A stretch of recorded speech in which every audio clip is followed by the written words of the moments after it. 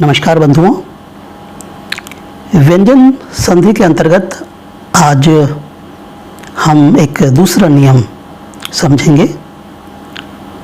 नियम के अंतर्गत जानकारी आप प्राप्त करें तो आप देख रहे होंगे कि वर्ग के पहले वर्ण का पांचवें वर्ण में परिवर्तन।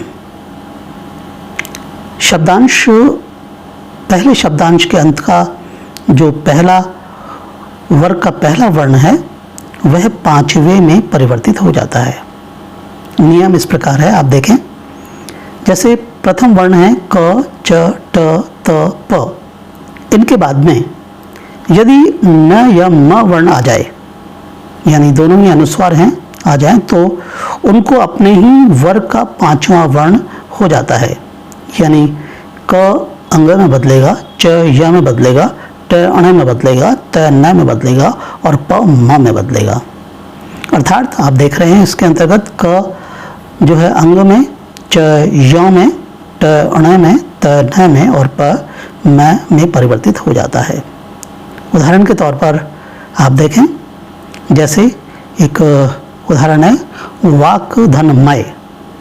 क पर हलंत है और हलंत का मतलब है व्यंजन। इसमें स्वर नहीं है इसलिए हलंत लगा हुआ है और बाद में अनुस्वार है म है। जैसा कि मैंने निवेदन किया था आपसे कि ये दूसरा नियम है, तो परिवर्तन पहले शब्दांश का जो अंतिम वर्ण यानी क है, यह अपने ही वर्ग के पांचवें वर्ण में परिवर्तित हो जाएगा, यानी अनुस्वार में परिवर्तित हो जाएगा और वो हो जाएगा वांगमय। आप देख रहे हैं कि जो क, ख, ग, घ, अंग, यानी बहुत से जो विद्यार्थी हैं तो वो उच्चारण कर देते हैं कई बार क, ख, ग, घ, अड़े। तो वो अड़े नहीं है बल्कि अंग का उच्चारण है। ड के नीचे जहाँ बिंदी आती है, नीचे बिंदी आती है, वो अड़े है। तो हम स्वरूप है, हम शक्ल है, इसलिए थोड़ा सी भ्रांति हो जाती है विद्यार्थियों को। तो इसको जब आप उच्चारण करेंगे, वाक्यमय का जो संधि शब्द है वो है वांगमय। बराबर में जो है बिंदी है इसके, और इसी तरह से अंग, क, ख, ग, घ, अंग पंचम वर्ण है तो वाक्यमय का हो जाएगा वांगमय। इसी प्रकार से दिक् धन नाग तो हो गया, आप देखते हैं डिंग नाग। इसी प्रकार से सत नारी, सत नारी के अंतर्गत आप देखें तो जो है अपने ही पंचम वर्ण में यानी न में परिवर्तित होगा तो शब्द बनेगा सन्नारी। जगतनाथ के अंतर्गत त के बाद में पंचम वर्ण है तो त का पंचम वर्ण न है तो शब्द संधि का स्वरूप है वो है जगन्नाथ।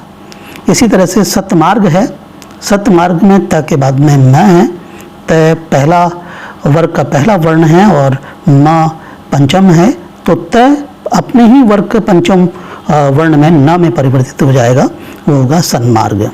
इसी प्रकार से उत्मय, उत्धनमय तो त जो है वो अपने पंचम वर्ण में उनमें हो जाएगा षटमास, षटधनमास तो ट का पंचम वर्ण अण है, आप देख रहे हैं षणमास हो गया। तत्धन नाम, तत् नाम हो गया तन्नाम।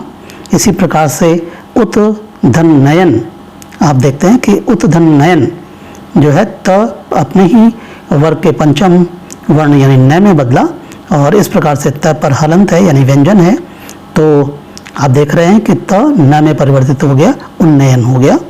सतमित्र, अब सतमित्र का जो संधि शब्द है आप देख रहे हैं कि पहले शब्दांश में त हलंत है और बाद में म पर छोटी की मात्रा है और इस प्रकार से अब जैसा कि आपको नियम में जानकारी प्राप्त हुई थी कि यदि पहले वर्ग के बाद में न या म आते हैं तो पहले जो वर्ण है, पहला जो वर्ण है वह अपने पंचम वर्ण में बदलेगा।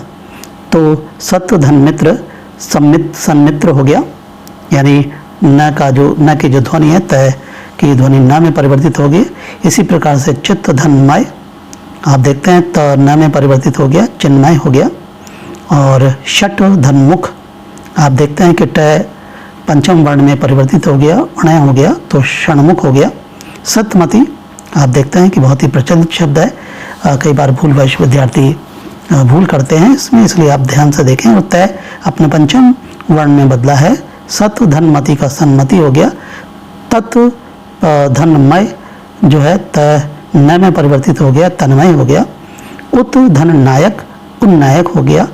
अप धनमय, तो आप देखते हैं कि प का पंचम वर्ण भी म है और बाद में भी म है, तो ये हो गया अमय। तो इस प्रकार से आपने ये देखा कि दूसरा जो नियम है, और नियम के अंतर्गत ही आप कुछ इसके अंतर्गत याद कर लेंगे। बहुत ही स्पष्ट और सरल शब्दावली के अंतर्गत परिभाषा है और इन नियमों को आप ध्यान से समझ लेंगे तो ये एक तरह का कॉन्सेप्ट आपका क्लियर हो जाएगा, स्पष्ट हो जाएगा और आप संधि भली भांति समझ लेंगे। संधि को समझने से ही ये आएगी। और आप जो समझ रहे हैं कि मैं जो स्पष्ट कर देना चाहता हूँ, कुछ ये नियम है, नियमों के तहत यदि आप जानकारी प्राप्त करेंगे तो इसी प्रकार अन्य जब शब्द आएंगे तो आप उस पर अप्लाई करेंगे, उस पर यदि आप उस पर लागू करेंगे तो ये आपको आसानी से समझ में आ जाएगा। तो एक बार फिर से आप दोहरा लें कि जब वर्ग के पहले वर्ण के बाद में न और मैं आता है तो पहला जो वर्ण है वह अपने ही वर्ग के पंचम वर्ण में परिवर्तित हो जाता है। तो धन्यवाद। मैं समझता हूँ आपको ये समझ में आ गया होगा, और नहीं भी कोई समझ में आया हो तो कोई जिज्ञासा हो, कोई बात हो तो आप इसको दोहराइए, आवृत्ति कीजिए, और जैसे जैसे आप इसकी आवृत्ति करेंगे, इसको बार बार देखेंगे तो अवश्य आपको समझ में आएगा। और फिर भी कोई जिज्ञासा हो मन में तो सादर आमंत्रित है। बहुत बहुत धन्यवाद।